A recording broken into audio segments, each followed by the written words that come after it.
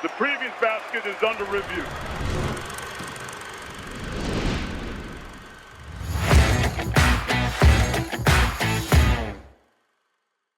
Welcome, ladies and gentlemen, to another episode, or I guess a new episode of a new podcast.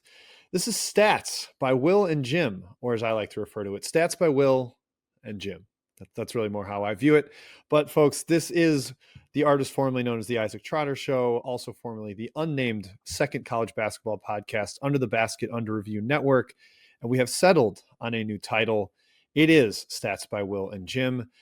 Will, we're basically like a Scooby-Doo villain where you just keep pulling a mask off and there's something new underneath every time. But hopefully this is our permanent title, permanent home here. How are you feeling about this new era? Good. What's the wrestler Sting? Is Sting one of them? I never got into wrestling. There's the gif of Sting or whoever pulling off their mask and it's just the same guy. That's the podcast. Oh, I love that. That's fantastic. That's fantastic. Yeah, I almost compared it to a certain now black box or black shadow, black cloud musical artist who shouldn't be named, who constantly changes his name, but we're going to leave him out of this. So, it took me a second. I'll let the listener have the same realization you did. I felt like I should not go that direction. But yes, we are back. We are talking jump seat on this particular episode.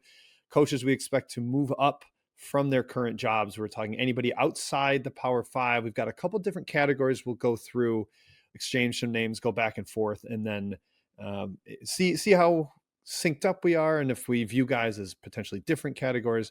But that is the plan. Before we do, we got to give a shout out to Home Field Apparel, the loyal sponsor of Basket Under Review. And folks, it is football season, which means it's time to gear up with Home Field Apparel. They are rolling out the red carpet for pigskin fans this year. They've got their can't miss kickoff, which just started on July 29th. They're getting going for football season here.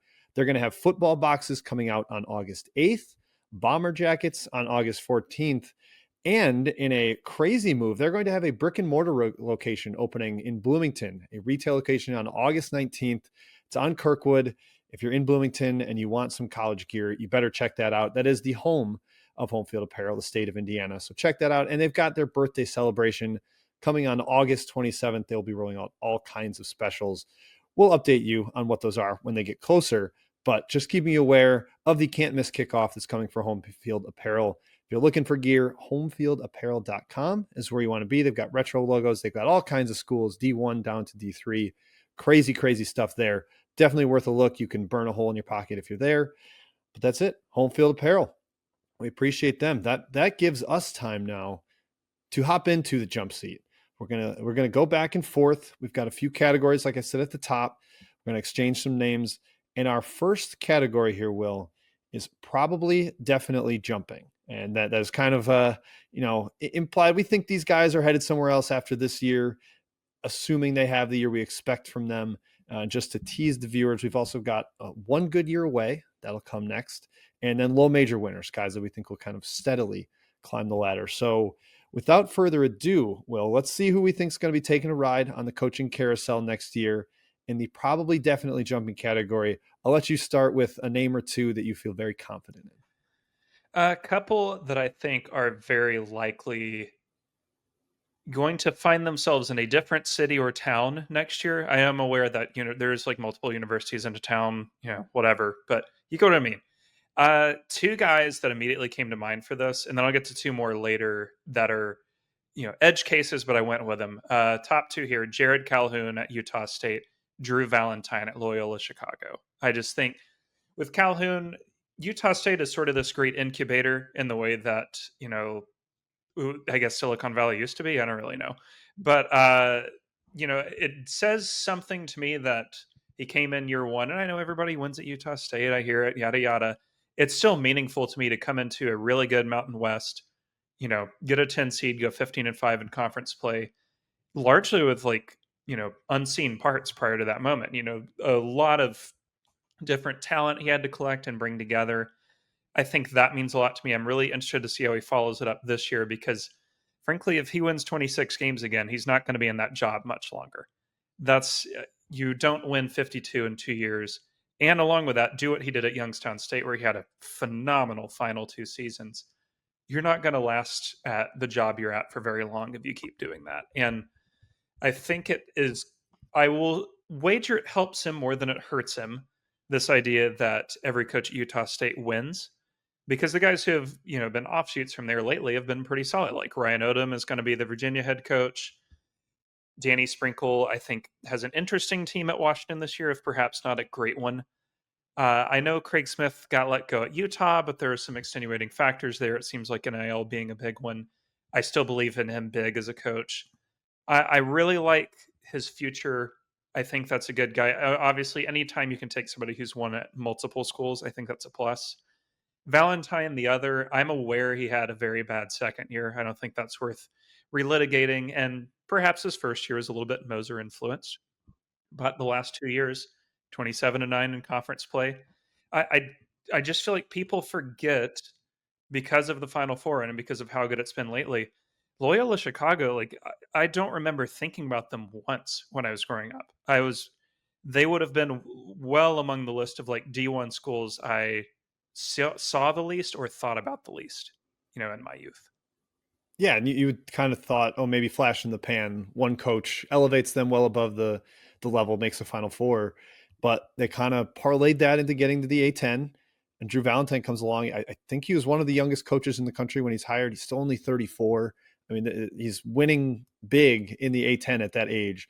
Clearly a guy that I think is destined for bigger and better things. He's got the Tom Izzo blessing, which certainly does not hurt having that going on.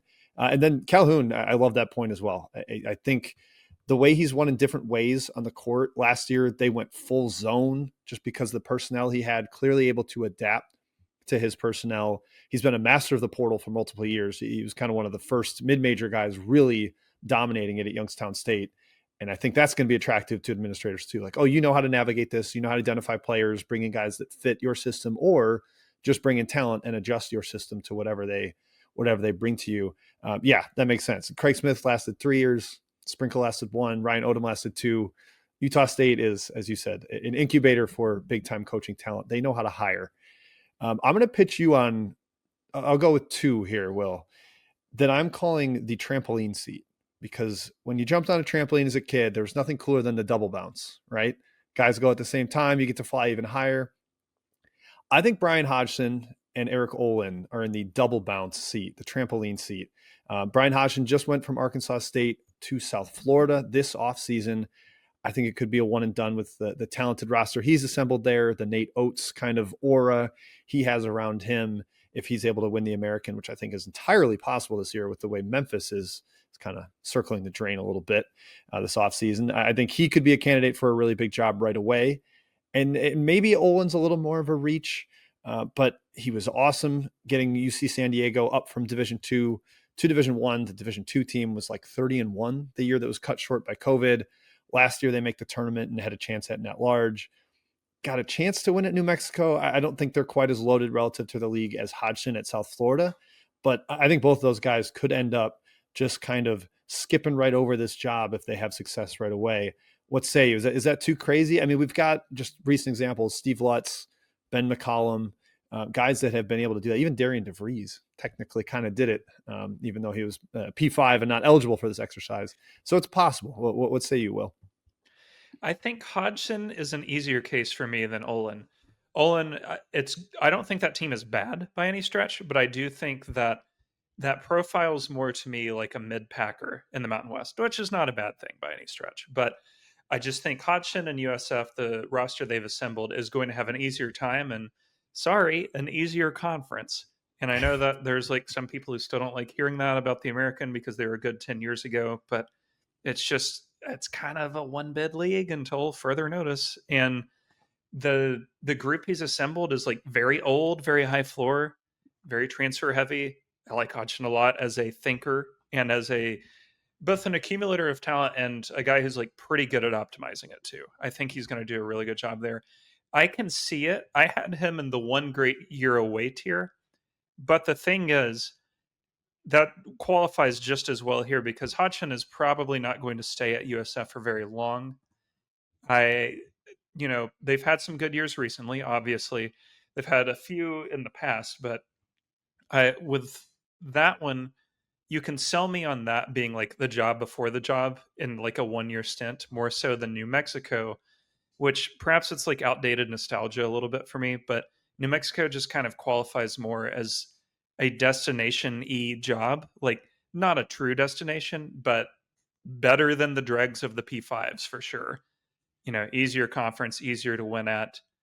But the only thing that does interest me here that I didn't think about until you brought him up in this category, he is from Alabama, so SEC country, and he grew up there. So, I mean, we're going to likely see at least a couple SEC jobs open this off season if I had to wager. I I mean, like South Carolina, is that a bad fit? I don't think so. Yeah. It's that, and that's kind of the tricky thing too with all this is like, do I care about geography? Do administrators care about geography? I mean, Nate Oates never lived further south than like southern Wisconsin, and suddenly he's winning at Alabama. And Ryan Odom gets hired out at Utah State, and succeeds there. I think administrations are getting more creative with that, less reliant on geography. I don't think it matters as much for recruiting connections and all that these days. If you're able to do the portal, you're probably going to be able to succeed wherever you are if you are a good basketball coach. So, yeah, with some of the West Coast names, I was like, do I need to find guys that the new Pac-12 is going to want to hire as they form a new conference? But I think it's just kind of finding the best young coaches. That's really what we're trying to do here. Hmm. All right, I'll kick it back to you. What other names are you looking at in this very likely to jump category? Final two, one of which I think is going to be an edge case, and one of which, the more I've thought about, I feel pretty good about. First being Tony Skinn at George Mason, 47 and 21 in 2 years, I think. 24 and 12 in conference play, 2 top 100 finishes at GMU, and that's not going to sound amazing until I tell you these are the first 2 top 100 finishes they've had since Larinaga left in 2011.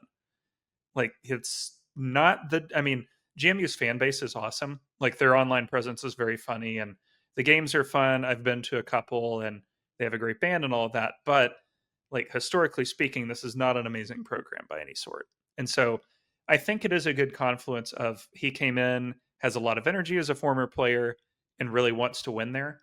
And with rev sharing and a few other factors, they could stand to be great beneficiaries because they don't have a football team.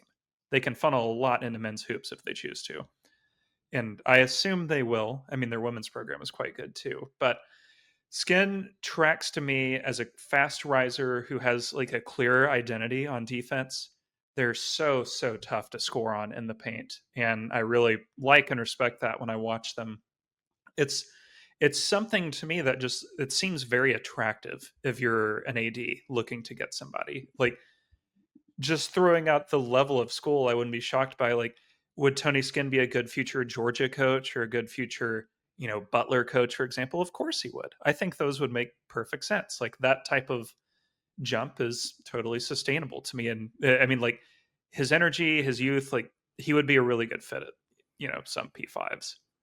Yeah, And outside of my little trampoline 2 guys, he's my number one. I think yeah, he fits perfectly this definition with the success he's already had, the age, the youth, and kind of the energy he brings. I'm really on board. And the 2-point defense, like he does it without shot blockers, really. Like he yeah. teaches verticality and position really well.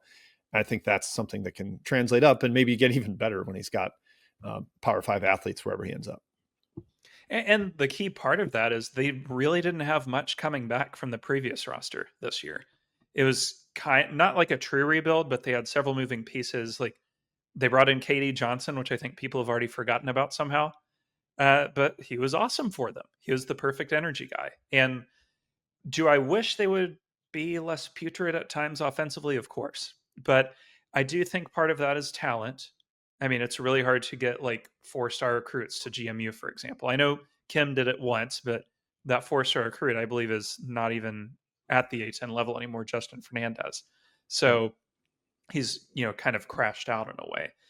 With Skinn, I love the way they play. And like, you're never going to have it all perfect anyway. So he's focusing on the side of the ball that I think translates the best up, and really like that for him. Takeo or I'm never sure. On this. Is it Takeo or Takayo Siddle? I've heard Takeo, but I'm also not 100% positive. I like Takeo better. It sounds cooler. Takeo Siddle at UNCW. I understand the apprehension here, given the last high-profile UNCW coach to take a P5 job. And frankly, the one before him, Brad Brownell, it took a while for him to work out. But all that being said, Siddle, these are the last 4 seasons, just going win-loss. 27-9, 24-10, 21-10, 27-8. I know they just finally made the tournament last year, which is, I mean, that's great, but I have been a firm believer for a long time. You shouldn't hire strictly on making or missing the tournament. You blow it on a lot of coaches that way.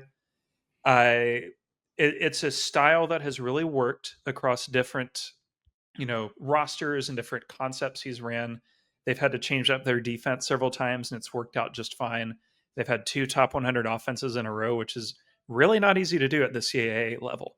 So this could be wish casting a little bit, because when I look at it, it is more for like a lower end P5 job. I don't think he'd make the Keats jump necessarily. But by the same token, this is more than good enough to earn a better opportunity than he's been given so far. Yeah. And the last guy who had 2 top 100 offenses there was Kevin Keats. And he made that leap. I'm sure NC State fans are covering their ears at this point based on that. But hey, he made a Final Four. He did at least accomplish something there. And you wrote about in your Rule of 4 article about guys exceeding their program rank and how much that matters for whether they're actually accomplishing something there. And Siddle's done it 4 straight years. Program rank of 172. He's been better than that, and kind of 50 spots better than that the last 2 years per Ken Pom. I think he's really figured it out there. I wasn't sure at the start of it when he took over for McGrath, and it was kind of a mess, but he's been outstanding and kind of brings the same, he's a young guy, same as Skin, that I think is really going to excite a fan base and get a little momentum going for a place that presumably, if they're firing a coach, is maybe stagnated a little bit. Yeah, and it's a fun style, I would say. Like, especially offensively, it's, reasonably up tempo. They really go after the boards, which I think a lot of people could get into. Especially, like, he's an easy sell to me on a team with like a dog deficit. Like if you're watching your team and you're just like, Jesus, I wish we'd get an offensive rebound. Siddle could be your guy. Yep, he sent probably two starting centers in the Big 12. Maybe Obioha might be doing so at West Virginia, and Kamari McGriff at Kansas State. So that's not bad. He clearly can find and harvest big guys, and that's very desirable right now with the prices they're going for in the transfer portal. I have one name that I'm curious if you included him here or elsewhere, or if we're just going to maybe gloss over it. Chris Mack. We're going to stay in the same conference, Charleston. He's got a pretty loaded roster for that league this year, and he's got some name recognition. He's won at the P5 level before. Do you feel like he's an attractive candidate because of those things, or is it didn't work out at Louisville? There was the weird assistant blackmail kind of stigma that goes with him, where that makes him probably way less likely to get a higher job. Do you have an opinion on where admins will land on Chris Mack? I would hire Chris Mack if Charleston is like top 80 or top 90 this year. I think that's reasonable enough. Like, I don't think that's that hard of an ask with the roster and frankly the money that Charleston has. Like, they pump a lot into their basketball program for the better of the sport, I would say. But last year I would not say disappointed, but like maybe appropriately to a little underwhelmed as with regards to Charleston. I thought they would be better than they were, and they weren't bad by any stretch. 24-9, 13-5 is a good season for anyone. But with like what they brought back, the experience they had, and the upper end pieces that were on that roster, I just expected better. I picked them in the preseason to win the CAA. I thought they would be kind of the clear class of the league, to be honest, and was really surprised that they didn't even get a top 2 spot. So, and especially with the league's best player, frankly. So I would like to see more from them this year. If he can get them like top 90, top 80, if they're, consistently in that like 12, 13 seed discussion all year long, I would give the green light. And I know like 1 year is not enough, but at least with Mac, you have the historical basis to lean on. Like, he was obviously very good at Xavier. The first 2 years at Louisville were excellent. And like you said, extenuating factors could have been the reason why it didn't work out there. So I don't know that I would put him in like the definitely jumping tier, especially to P5, but he's in that tier of like if they win 28 games, all bets are off. Yeah, and that's we kind of talked before we got on about what we want to do with categories, and we don't know what his motive is. Like, does he just love Charleston the way Jeff Goodman loves Charleston? He wants to live there forever, or is he desperate to get back to P5 hoops and wants to just hop right out of there as soon as anybody comes calling? And I think that would affect the forecast of this. I'm also curious if he would win a press conference, or like the hiring name, with that name win the headline for a P5 school. Like, hey, you remember Chris Mack? We brought him back. It might be a little stale at this point, unless maybe they win a game in the NCAA tournament or something and people remember who he is once again. Oh yeah, like if they win like 28, 29 games and people are like, oh yeah, Chris Mack's back. The thing I just thought of that I can't believe I haven't thought of before, it would be the ultimate betrayal. But there is a certain Big 12 program that I'm going to put as like 80% open after the season, located in Ohio. The problem is it just happens to be his college program and previous coaching program's biggest rival on earth. So like he loves Ohio, he loves Cincinnati sports. We've seen some people Mark cross Madsen over. did it. Yeah, Mark Madsen, Rick Pitino has crossed the rivalry threshold before. I'm very curious if he would, what the reception would even be for him up there. It just got to start winning games, and then they'll forget about everything. The first crosstown shootout, I think we'd all have to fly in for. Yes, yeah, that would be Ed Cooler returns to Providence level hostility, animosity, and I would love to see it. Okay, so you said that you exhausted your names, right? In the probably / definitely jumping. Okay, yeah. So we will now pivot to one good year away, which I think is pretty self-explanatory for anybody listening, but it's somebody that has proven a decent amount where they are, and if they have the big year, go far in the postseason or win the 25 games and start to catch some headlines, they're very likely in line for a big job. We'll let you start it off here, Will. Who really jumped out to you for this particular category? So I had Hodgson in here originally, so I'll skip over him. But the next two on my list of like the top, what I would wager is like the top three most likely, I guess. The first one I'll go to, like, what the hell does Brian Wardle have to do to get a bigger job? I don't get it. Like, this is, and I know they haven't made the tournament since what would have been the tournament in 2020 they would have made. So I give them that one. I'm aware they're 5 years without. They're also top 100 in KenPom 4 straight seasons at Bradley. That is not exactly the easiest place in world history to do that because they've never done it before. I just like the last 3 years, man, 28 wins, 23 wins, 25 wins, consistently at the top of the MVC every year. And really this past season, easily the second best. And kind of to his misfortune, Drake really stole their thunder. It really overshadowed like how good they were, like pretty much the entire season. I mean, 28-9, 15-5, had the league's like second best defense, had a near top 100 offense and defense, which is unusual. I don't understand what more he has to do. I know that he's had some like media controversy in his past, like with the 2019 tournament, they had to deal with a local reporter or whatever. But I think enough times passed there and it's not that serious. He's beaten his KenPom preseason projection 5 out of the last 6 years. He's beaten their program rank 5 out of the last 6 years. Like, what more does the guy have to do? I had this weird perception when I was thinking about this, like, oh, he's kind of older. They probably are going to bypass him because they want younger upside as a coach. He's only 45. Like that surprised me. He is very much in the mix for like, he could go be at a Power 5 school for 20 years and win a bunch of games there. Maybe it's because he was at Green Bay when I was growing up. I'm a Wisconsin native, so the name had at least rang in my mind as a coach prior to that.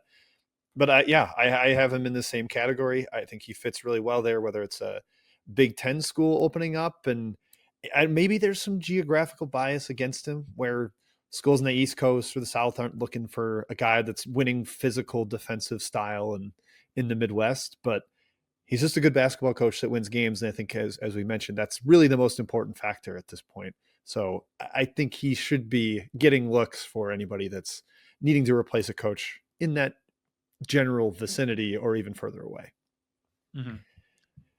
Okay, I will go with a name here. I'm kind of looking through to see who I want to present to you as my pitch next. This one's a little more, maybe a little bit more of a reach, but it's out west. A guy I've been really impressed with, and maybe it's not jumping all the way to Power Five, but I could see him jumping to like Mountain West or WCC or Pac-12 because that's not technically P5 anymore. I'm a big Andy Newman fan at Cal State Northridge, or CSUN as I call it. He hasn't been there that long, but you look what happened before him with them trying Mark Gottfried and Trent Johnson and just could not find any wins. And then he shows up and he's kind of getting some D2 guys, some down transfers, piecing it all together. Almost cracks the top 100 last year at CSUN, which is pretty much unheard of as well. They've had one season back in 2001 where they cracked the top 100. And then I just think pulling this name from D2, which is, I think, a great thing for mid-majors to do, find a guy that's a winner at that level and see if he can win at yours. Plus the fact that he's up tempo, there's a fun, real good pitch to West Coast schools that want to have something entertaining because there's so much else to do. And sometimes basketball is not the top priority out there. Andy Newman's the one that with another good year, if he's able to hang around the top 100 again, be at the top of the Big West now that Mike Magpeo's gone from Riverside, and I know Irvine's still there. Pasternak's still got a loaded team at Santa Barbara, but if he's right up there again, playing that style, playing up tempo, I think that's one that Mountain West or some of those West Coast teams should look at.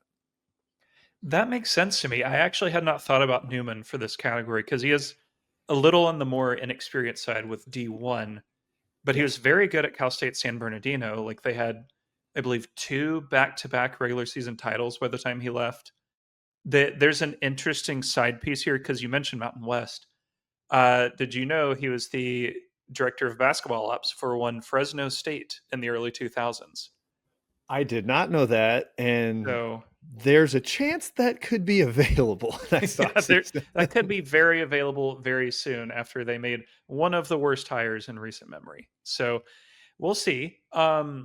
But I like that pick. I like you said, CSUN being nearly top 100 is very rare.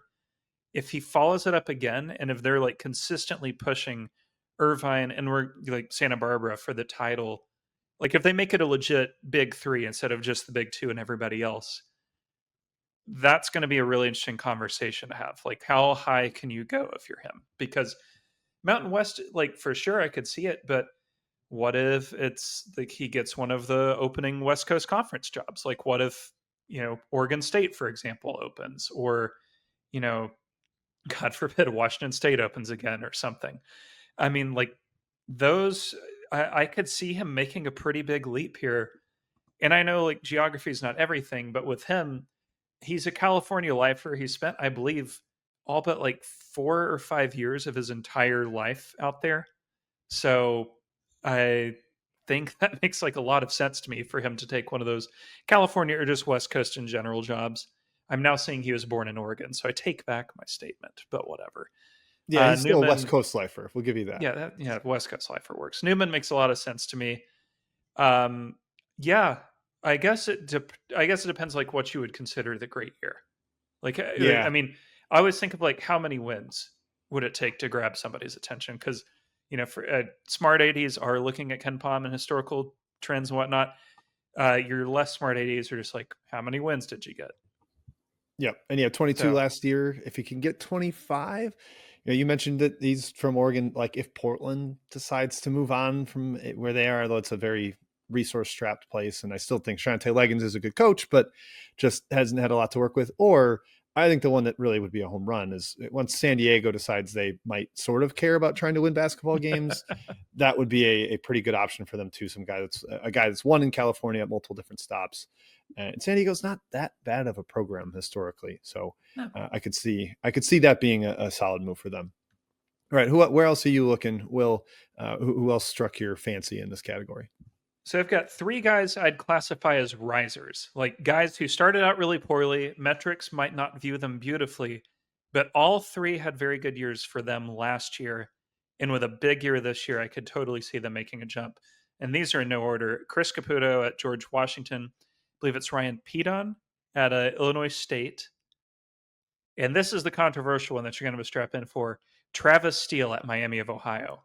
Oh, And I know it was very bad for him at Xavier. I know it was not a good end, but in order here, Caputo makes a lot of sense. He's got a lot of P5 connections. He got what I would like politely call very brief, very ineffective buzz for the Miami job.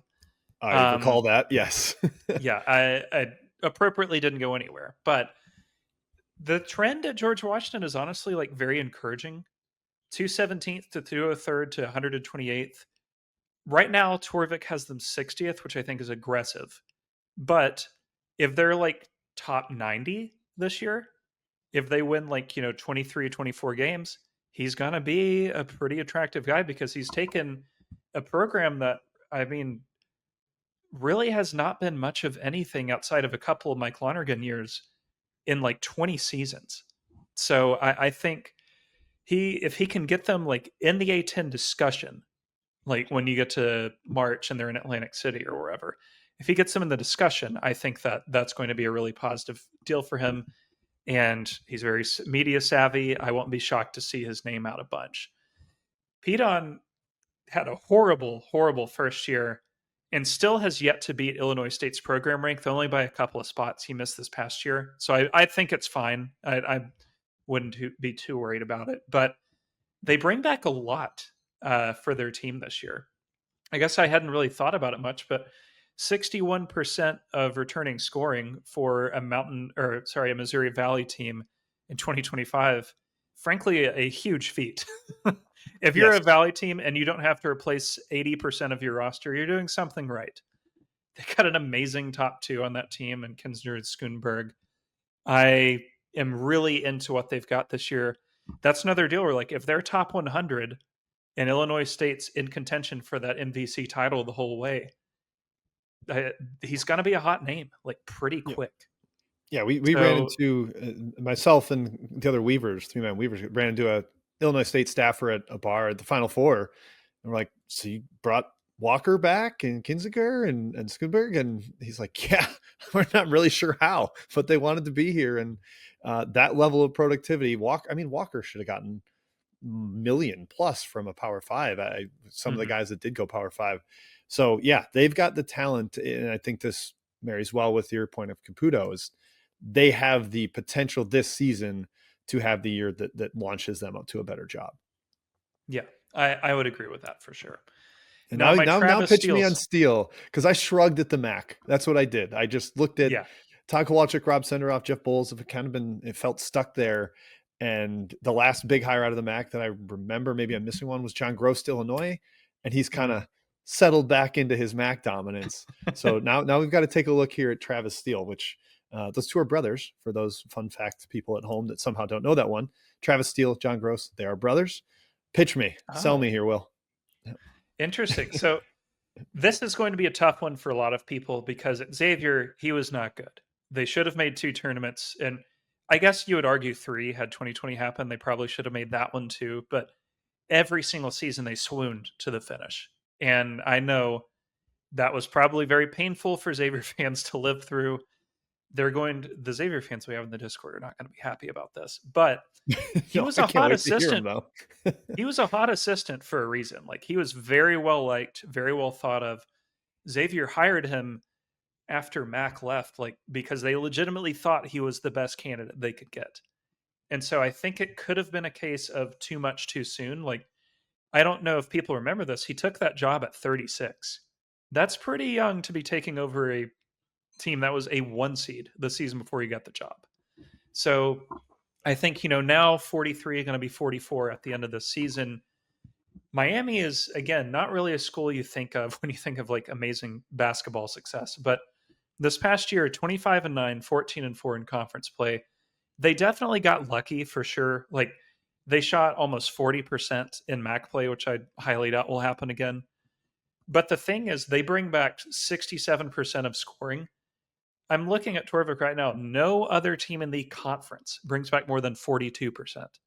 They're going to have a leg up on everybody just because they didn't get plundered the way a lot of teams got plundered. So if he can parlay that into another 25-win year, I won't be shocked at all if it's like you see Travis Steele's name pop up at like not Xavier, obviously, but a lower level, lower end P5, or even Well, like an upper end mid major. Like if he bounced to the A10, that wouldn't be that shocking. Yeah. Say Xavier rehired Sean Miller. Why not rehire Travis Steele? Come on. I'm sure the fans would be all about it. No issues there. Well, yeah, when he got promoted, they had such a magic touch with promoting internally from Prosser to Mata to Miller to Mack that it made sense. All right, yeah, this has got to be the next guy in line. Yeah, the setup for next year is such a good point with this one, because Cam Kraft, I think, was in a race to get back to a power conference school and try to shoot his jumper somewhere else. But I mean, Antoine Woolfolk was a Rutgers transfer who would have been the best big on Rutgers last year, and he wasn't there anymore. I've watched Ian Elmer a bunch and just like visualized him as a P5 connector and a roster on the wing. So the fact that he's back is a really big coup for them. It really does line up for them to have a big year. And none of that's mentioning Suter, the best player on the roster. So yeah, I wouldn't want my school to do it, but I would say the trajectory is there for Steele to I wouldn't do it, but somebody will, is my thought. Yeah, fair enough. People love second chances in this country. I'm just going to run through like a few others, and then I'll turn it over to you. Chris Garlufsen at San Francisco. Yep. We don't hear enough buzz about him. Here's something I didn't know about this till we started prepping. Would you like to know where his last two seasons rank among the 9 total from him, Todd Golden, and Kyle Smith? 2 and 3? 2 and 3, only beaten by Golden's final season where they were a 10 seed. Like he had more wins last year, both in conference and overall, than Golden or Smith ever had, with 25 and 13 respectively. He's getting undersold to me because of the predecessors, but he's putting up the same, if not better, numbers. So I think this could be his year to pop off, especially if like there's like a vacuum, and I don't think there necessarily will be, but you never know, a vacuum for number 2 in the West Coast Conference. If St. Mary's doesn't come together, or like Santa Clara or Oregon State can't make the jump, like USF finishing number 2 would be like pretty darn impressive, I would say. Yeah, I think it'd kind of be like the Golden thing, where his third year, this won't be Garlison's third year, but when they made the tournament, that almost felt like this legitimization of him as a big power conference candidate. And it does seem like Garlison should be in that mix. It's not like he's just doing it with Todd Golden's players. Like he's been working the portal. He's found guys. The younger Beasley was a great recruit that he identified to go with everything he's done in the portal. Yeah, it's not just, oh, I'm coasting off of the stream of Golden and Smith. He is keeping it the same and elevating it, which I had him on my list as well. I'm glad you brought him up. I think he totally belongs here. And if somebody wants to make a splash going into the new Pac-12, I think he would be a perfect name on the West Coast. Mm-hmm. You go with yours, because I feel like we're gonna have a little more crossover here. Okay. Yeah, I mean, I set up a category that I just called, it doesn't seem like it's going to happen. So we can maybe save those for the end, where they're clearly good coaches at mid-majors, but for one reason or another has not happened. I am not quite ready to put this guy in that category. And for me, that's Mitch Henderson at Princeton. Okay. He's made a Sweet 16 at Princeton. He was a big-time candidate for the Stanford job before they went with Kyle Smith. Obviously, the academics make these Ivy transfers a little trickier. I think about Steve Donahue not working out at Boston College, James Jones just staying at Yale forever despite winning over and over and over again.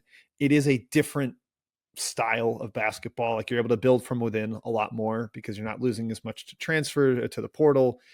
Now this year is tricky because Caden Pierce is going to sit out and Xavier Lee transferred to Florida, and that's your two like first team all conference guys. But it maybe he doesn't belong here as an imminent guy. I just think the way he's won repeatedly, I think he's very well respected as super smart in the area out there. And if somebody in the A10 wants to, turn it over to him and let him bring that offensive structure that he's got, that I think is really, really good there, it would make sense to me to go with Henderson. I think that wins a press conference because of the run he had in the NCAA tournament in relative recent memory. And I could see Rhode Island going that direction after they went for the recycled hire last time around, or if George Washington has to replace Caputo because he launches up somewhere. I think that George would be a Mason pretty good too. move. George Mason too. Yeah, exactly. A10's got some promising guys. So I think Henderson fits that bill. I've got one other one that he might even qualify as the trampoline seat, but it's similar to the Hodgson thing where Ryan Pannone took over Arkansas State for Hodgson. I think if he has one good year there, people just have such high views of that Nate Oates tree right now, and the analytically savvy, and Claunch went from Nichols to 1 year of an assistant to an American job.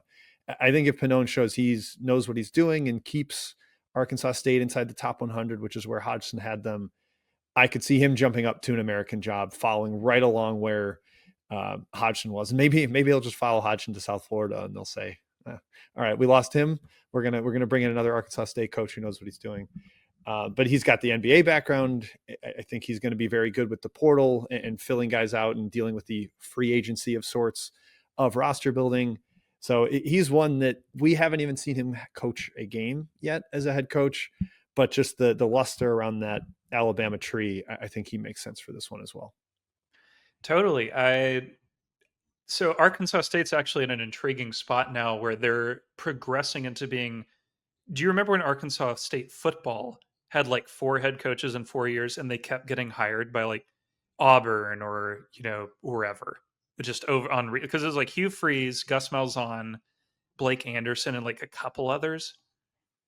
I know those names. I know those names. Okay, they're getting to that point where like they're just going to keep hiring Oates offshoots, keep winning a lot, and people are going to be happy. And an important thing to note with Ryan Pannone, outside of one G League job where he was there for 3 years, his longest tenure at any school anywhere is 2 seasons.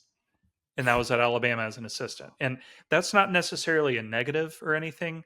I wouldn't hold that against him, but that's just, going with your point. If they win 25 games, I'm going to wager he won't be on the Arkansas State sideline next season. Yeah, I think so too. I think he's going to be an attractive enough of a name, and clearly willing to seize on the opportunity of having had a good year and being ready to jump somewhere. Here's another one I think falls in line with what you had said about a team with more continuity than their league typically has. And he's got a name that I think will stand out. What do you think of Jerry McNamara at Siena? They bring back a ton of production. Obviously, everyone knows McNamara, especially kind of our age too, because of Carmelo's team winning the national title, and he was the second leading scorer, I believe. I know he hit 6 threes and a half in the title game, but I think that name is going to jump out to people if he's able to win with this current nucleus that he has. And that would be a quick turnaround because Siena had really fallen off before he took over. And if he turns it around this quickly and wins with this core, I could see him jumping up quickly. My fear for him is that he's going to jump up so quickly Syracuse hires him. And I don't know. And that's not like a hit on Syracuse. That's just like are we totally sure he's ready for that? Because Siena to Syracuse is a massive leap, both in resources and demands. I think that's kind of a Syracuse, just date outside the family a little bit. Try to find somebody that's not in the Syracuse Jim Boeheim world. And right now they've kind of buried themselves in it with Autry. So I think that's a good point of yours, that if that does become available, and it very well could, I would hope they do look elsewhere. But maybe that's also at the same time the best opportunity I have to be right about McNamara moving up. Yeah, and I mean with that though, I still think if you're him, like, yeah, you don't want to call it like a gap year, but like take a gap year. Like if East Carolina lets their coach go take the East Carolina job and see what you can do. Or when Buffalo gets rid of their guy, go to Buffalo and see what you can do at a MAC that's frankly not that difficult to win these days. Build yourself up a little bit. Don't make the big leap just because you can, I would say. Because and I know like he would be beloved there no matter what. He's a hero. He's his number is literally retired by the school. So I don't think it would be a thing where he would be hated by any stretch, but it would just be, are you ready for that? Yeah.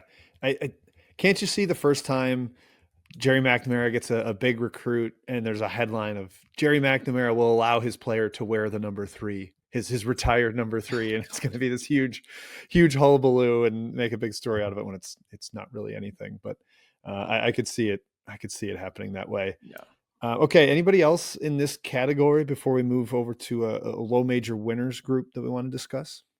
Only other names actually too that I missed were Chris Crutchfield. I thought about him for a little bit for this. I know Omaha doesn't really jump off the mat necessarily, but they return 69% of their minutes from last year's tournament team, won both the regular season and conference titles in the Summit.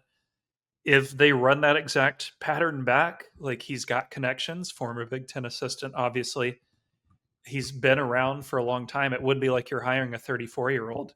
You'd actually be hiring a pretty experienced, pretty old, basketball wise guy who's won in several different ways and has been on several different staffs. Like Crutchfield makes sense to me as a potential, trampoline guy with like one, if he, let's just say they win like 29 games or something. It sounds outlandish, but every now and then we get one of those from the Summit.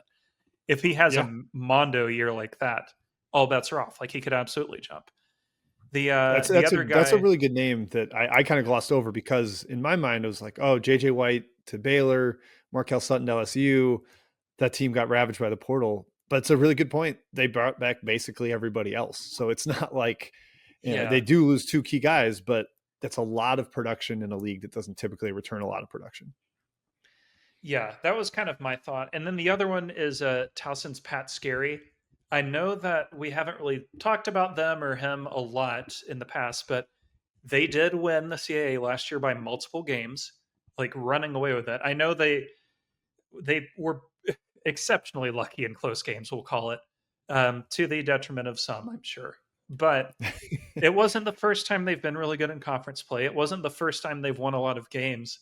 He owns the best season in Towson history. The only thing he's missing is the tournament bid. And like we said earlier, you can't hire or let go of a coach entirely because of tournament bids, in our opinion, especially from these mid-major levels. That Towson program was garbage when he took over and is now regularly among the best in their league. I think that means something and, is worthy of getting a little more consideration for, some sort of better job. Yep. He has a very defined style. I mean, he's one of my favorite previews to write every year because I'm like, all right, start talking offensive rebounding before you even look at the roster because that is the Pat Scarry go-to. So that's, I think, a good point in his favor. And he's been able to retain fairly well at that level, which I think should be a sell to administrations. Like, hey, I was able to keep Tyler Tejada at Towson. I'm probably going to, you give me a little more money, I'll keep some guys around multiple years, which helps keep the fan base engaged, just really helps the identity of the program. So I think those are 2 aspects that should be part of his pitch if he's getting to interview for some of these jobs. Maybe get him to George Mason. That's close by. Yeah, well, and we do the whole he hasn't made a tournament thing or whatever, but it took Moser forever to make one at Loyola. And I know he hasn't been amazing at Oklahoma, but he got the job. I think that counts. Yeah. Like the underlying record is there. Yep. And I just want to reiterate how emphatically I agree with you that making decisions based on if you made a tournament or made a run is probably not the wisest way to do it. I think consistent success over the course of multiple seasons is a much bigger indicator than got hot for 3 days. And I think Wichita State might be dealing with that right now after the Paul Mills experience from riding the Max Asmus train, unfortunately, has not gone well for the Shockers. So I think that my example for this was Saul Phillips. Remember Saul Phillips? I sure do. The totally random win over Oklahoma, and then like a day later, he was Ohio's head coach. Yeah, and that didn't go all that well, unfortunately. Yeah, it's 3 days in March. It should not be the be all end all of your coaching resume. And I always say that with evaluating Power 5 coaches too. Like, oh, he didn't go far enough in the tournament. Like, yeah, but he won 26 games 3 straight years. Sometimes that's what you should aim for and get bites at the apple to potentially advance in the tournament. Okay, let's move to low major winners. Then we've got a couple little, like I said, a fun category or two at the very end. I'll let you start it off. There's one guy I have like at the very, very top of this list was the first name that came to mind. Let's see if it's maybe the same as yours. Who'd you say here, Will? Yeah, I'm assuming it's Robert Jones at Norfolk. 100% it is. That's the one. It is just baffling to me that he has not gotten a better job or, really seemed to even be in the buzz for one. So I recall, you're going to remember the job better than I was. He was a finalist or was about to be hired for a job, I believe, this offseason. And Ooh, just I didn't forget. get it, Yeah. or they pulled the offer like the 11th hour or something crazy. But I remember I don't we remember were which all one that prepping was. for him to take it, basically. Well, he deserved it. All he Yeah, does is it win there. yeah, who, it was, Illinois, Chicago. Oh, before they got Robert Eason, which is also a very strange hire as well, kind of off the Yeah. radar. So I would have gone with Mr. Jones, but clearly they went in a different direction. Yeah, he would be my number one pretty easily at this level. It's, another deal where they've lost a couple of MEAC tournaments in weird ways, and at that level, especially MEAC and SWAC and even NEC to some extent, the like gap between top and bottom, especially come conference tournament time, is so flat that it really is roulette. For years doing the Jerome, I would just pick Texas Southern every year because it seemed like no matter what seed they were, they won it. Yep. Norfolk is like kind of like that, but they have elevated themselves above the rest of the league in a meaningful way to me. Yeah, and he's he's scheduling creatively. We're doing 24 games. Like they're not and part of it's a financial advantage probably where they don't have to play bye game after bye game, but they're not starting 0-11 and then having to figure it out once MEAC play starts. I know that maybe part of this is that it's difficult to hire out of the HBCUs. It's a sort of a different style of basketball in the same way that the Ivies were that we were talking about, where it's not quite the identical blueprint as it would take to win somewhere else. But I just think that guy's a really, really good basketball coach. He's very charismatic. He's active on Twitter. Like he just seems like the kind of engaging personality that you'd want in charge of your program. So I'm sort of baffled that he hasn't made the step up yet. And for any Mizzou fans listening, I am a Mizzou alum. He is not the one that beat Mizzou, so I'm allowed to praise him without bringing up the He was an 2012 assistant, debacle. though. He was an Yeah, assistant. true. He doesn't get full credit for that one though. Partial at best. Yes. Okay, so yeah, Rob Jones was my number one before I even basically made any other lists on this topic. I put him down. I've got a couple other ones though. Pat Sellers at Central Connecticut and John Griffin III at Bucknell. Sellers has been there a little longer. Both of these are tricky because they're at their alma mater, and so I think they're going to be a tougher pull. They're not ready to jump at the first job that shows up. They want to be at a place where they think they're really set up to win and have the resources to succeed if they're going to leave the place that they're at, the place they're comfortable with, the place they played. So I lump those two together just because I feel like they're similar in that regard. But you did nod with Sellers. You're on board there? I'm wholly on board with the Sellers. Central Connecticut, I would, at least prior to Sellers taking over, I would politely describe them as like bottom 20 D1 program. Seems fair to me. Hard ass place to win at. I mean, they've had 3 bids ever, and the best of them was a 14 seed and they got blown out. So it's not and that's in the NEC, which is, again, not like the hardest conference in world history to win. So if you're at the bottom level of that, you're really at the bottom of D1. Sellers has been amazing. I loved this past year's team. And while it did lead to a wonderful St. Francis story, even though this offseason's obviously been a bummer there, I did feel a little cheated we didn't get the Central Connecticut tournament bid. Just because that team is like so clearly better than the conference, like by miles. And kind of a 2-year continuation of that, 27-5 the last 2 seasons. He's ready for something better than that level of hoop. I would have to be sold a little more on Griffin, not because I think he's bad by any stretch, but Bucknell is another one of those places, and one that flies under the radar, I would say, as an everybody wins school. You like Pat Flannery, not Flaherty. I'm thinking of the pitcher, maybe. Pat Flannery had a really good run there. Dave Paulson before he went to Mason, very good there. Nathan Davis, people forget, back-to-back tournament bids there before his tenure. kind of crash landed. So Griffin's had a solid start. I think 23-11 23-13 in 2 years in conference play. Pretty good. And they were, a solid contender this year for that, year-end title. It helped they had the best player in the league in Noah Williamson. But I would still say I've just got to see more. They would have to be like severely noticeably better than the rest of the league for a year for me to like stand up and be like, oh, this is a little bit above what I was thinking they were. It would have to be kind of a Colgate style year. Yeah, if Matt Langle, who we should probably mention here, is not going to get the job out of this conference, then Griffin's got a ways to go. I'm sure if any of Matt Langle's family members are listening to this, you should have been mentioned before John Griffin. I apologize. I'll give it an issue. But we just don't think you're going to move at this point. Right. He kind of falls closer to the is it going to happen category that we'll get to in a second. But yeah, I maybe shoehorned him a little too much. I remember last year they just elevated, and I thought Nathan Davis left that program in shambles, and he has quickly gotten it back up to the Dave Paulson, Pat Flannery levels. And I think they should continue to rise with, a guy that was a part of those winning teams as a player. And I think he's been able to bring back that culture and that excitement. And that does matter there. One other one that I'll mention, I'll kick it over to you, who falls in this same group that I don't know if he's ready, but he's at his alma mater and done way better than basically anybody in recent memory. And that's Chris Markwood at Maine. I don't know if he wants to leave or if anybody's really even come calling, but Maine had been a laughingstock for a little while. It was really tough to get players for a while. Their roster was like 95% international, just trying to find anybody that would come there to play. And now he's got them at least competitive in the America East conference that has been ruled with an iron fist by Vermont. So I just credit him for elevating that program out of the pretty deep depths that it had been prior to him. I'm going to give you a fun challenge here.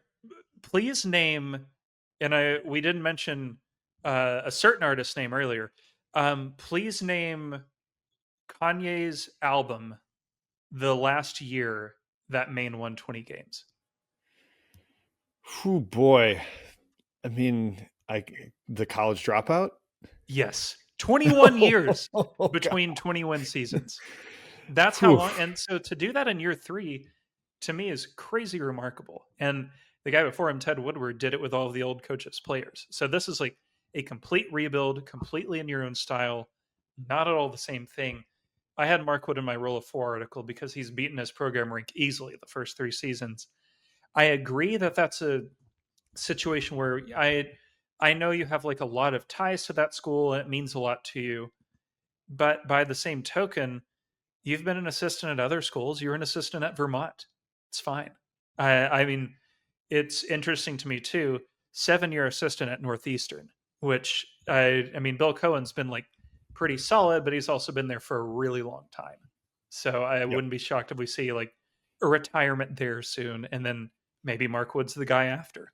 Yeah, so he actually was number 3 on my jump seat for a low major to mid major list behind Bob Jones and Sellers. So I think great. Markwood is excellent. Yeah, I will give one more fact for the people listening. Before he took over, they went 9 years without winning 10 games.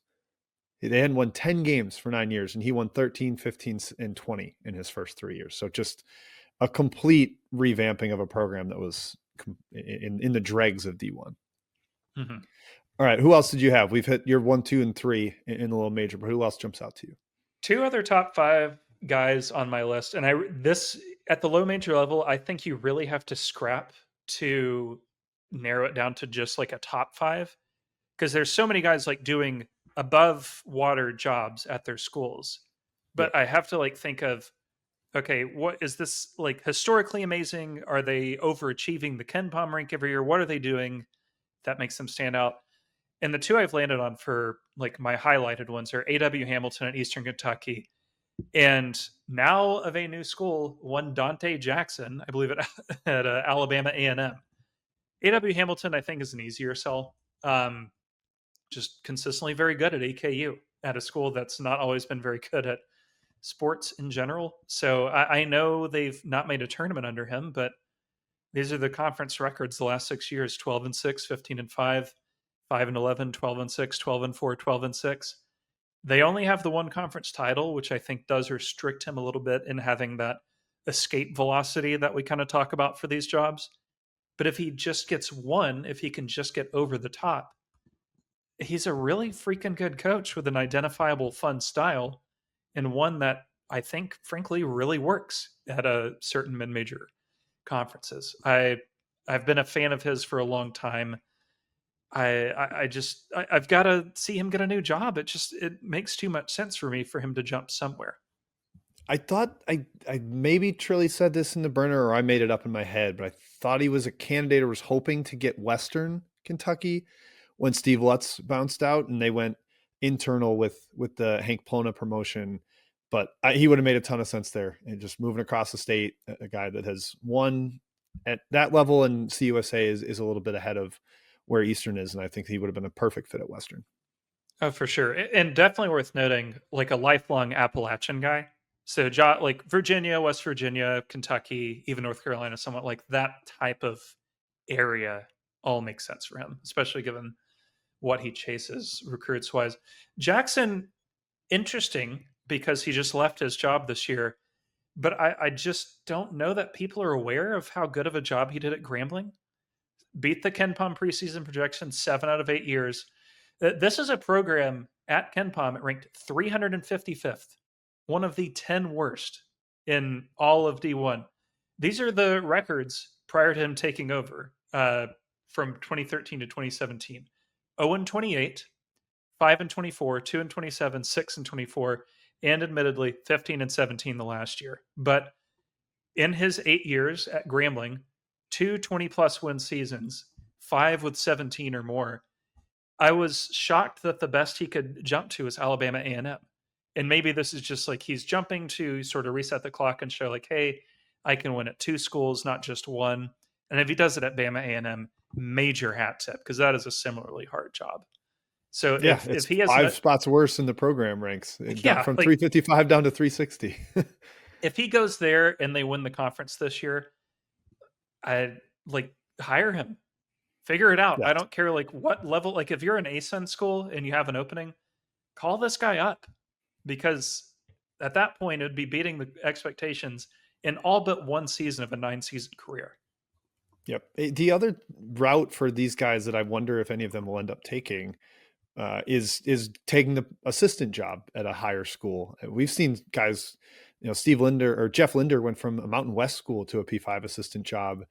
Gerald Gillian went from Chicago State to an assistant at LIU for 1 year, and now he's on the Florida State staff. Like, I can see some of these guys maybe starting to get creative with their route, unless they are just, I have to be in control, I have to be the guy.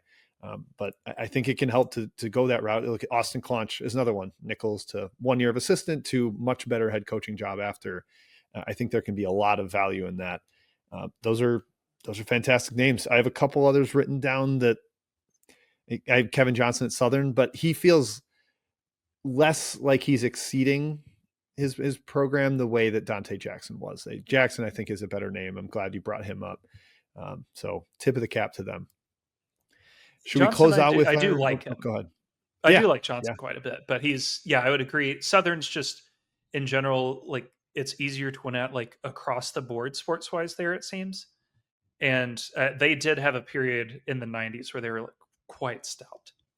So. Yeah. It's Southern, Jackson State, Texas Southern are the ones you got to really be impressive at, because those are the higher level basketball programs in the SWAC. Okay, let's close out with the guys that left me a little confounded. And I think there's 5 or 6 that I feel comfortable putting in this category of it seems like it's not happening.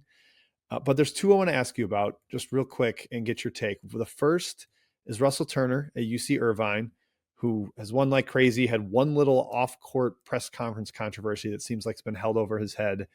And Casey Alexander at Belmont, where he's a grad of the school, and Rick Byrd was a legend there, and maybe it is just kind of a lifer job for him. But he's won fairly well and fairly big. It's just not quite to the level of Byrd. But both those guys, I think, are capable of winning at a higher level. But they're getting to mid-50s, and perhaps they just, are going to ride it out where they're at. What do you think of Turner and or Alexander? I think Russ Turner is a fantastic head coach. I agree. It's been a little odd seeing some of the things, like held over him, given that he's actually made up really well for it. I encourage people to read about his actions after that. And just got done, at least by KenPom, having the school's best year ever, 68th place finish, only overshadowed by UC San Diego having a historic season in the same conference. Like, sorry, not much you can do about that, my friend. But Russ Turner is deserving, but it comes to the conclusion of, you've been at the same place for 15 years. It would both have to be a significant upgrade to what you're able to do right now, and would have to probably be at a region that means something to you. So, for instance, like, he was briefly involved in the Virginia search. I heard his name like once at NC State, not often, after they settled on other, to them superior candidates.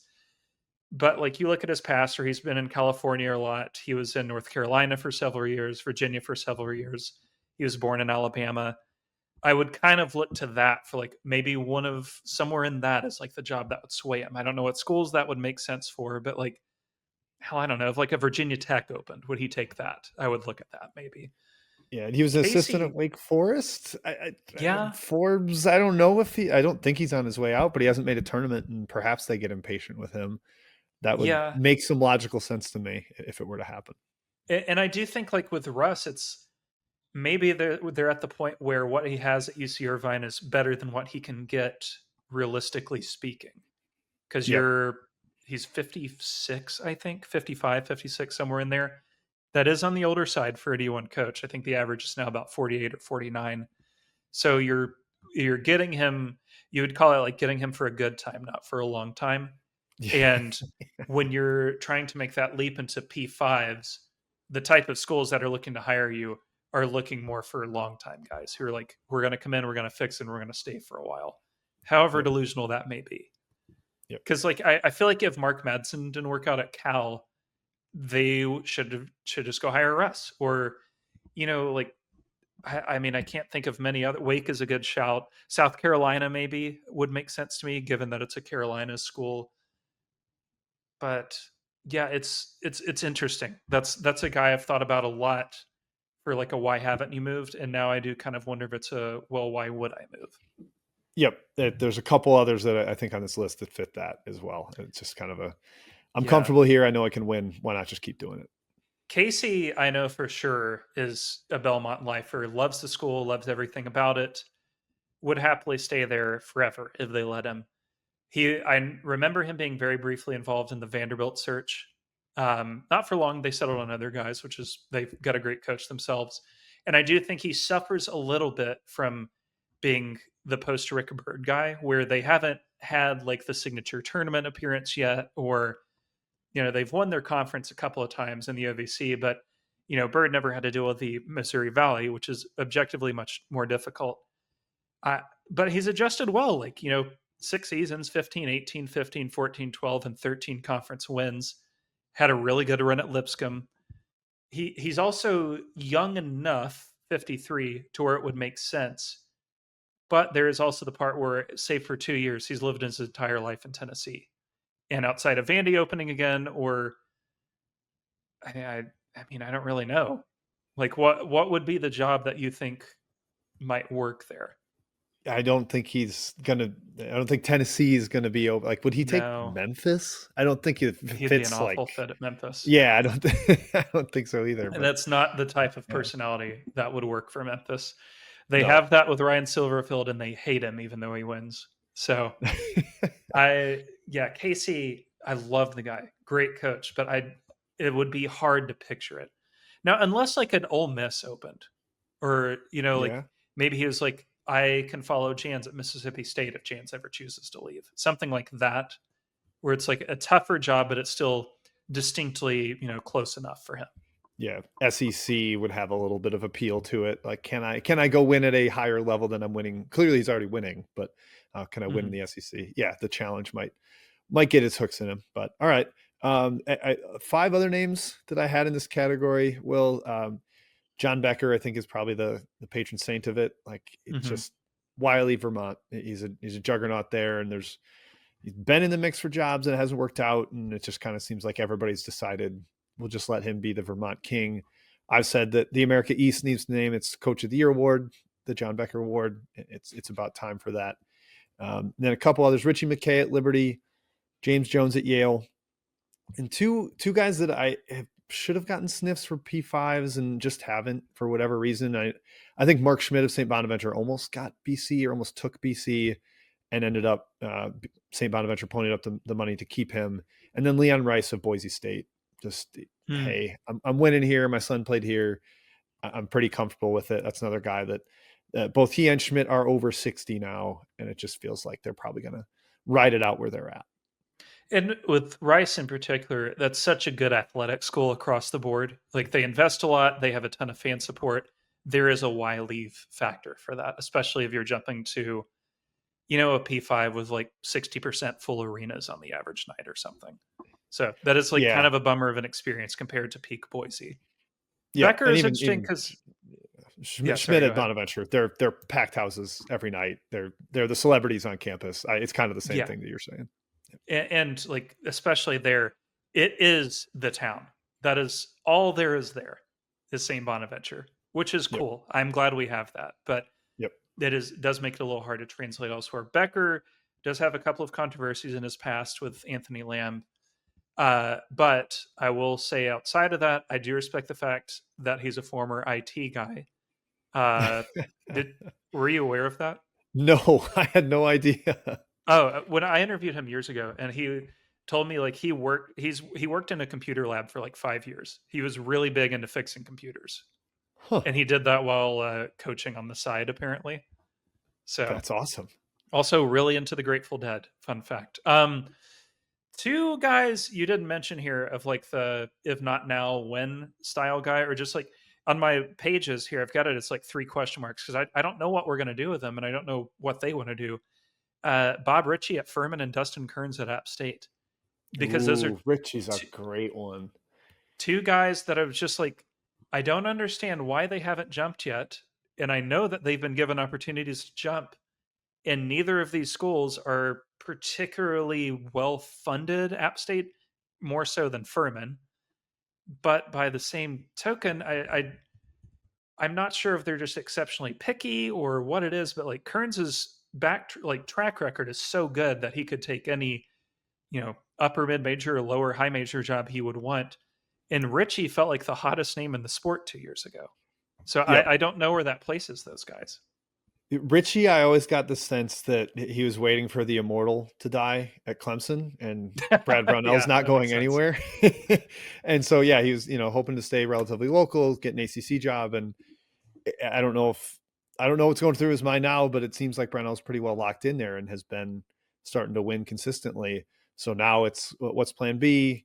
Do I want to stay at Furman, or do I start looking? And I'm curious if any of the administration has had P5 administrations have looked at like the SoCon hires haven't gone that well. The Wes Miller, Steve Forbes, Mike Young, Virginia Tech, like none of those guys have gone on to win big. And I don't know if that creates a stigma or it should still be a case by case basis, but that would be a little bit concerning. I want to dig into the reason for why if I was hiring somebody out of that league. I did take a quick look to see if there are any exceptions here, and I guess we would qualify the most successful as Lamont Paris, who's had 1 good year and 2 awful ones. Yeah. Well, I almost mentioned Dan Earl from Chattanooga earlier, who got the NIT championship.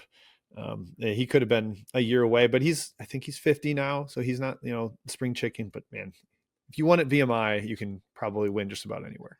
Well, my thing with that is you should just chill at Chat for another 2 or 3 years and just enjoy the fact you're not having to coach VMI. Very true.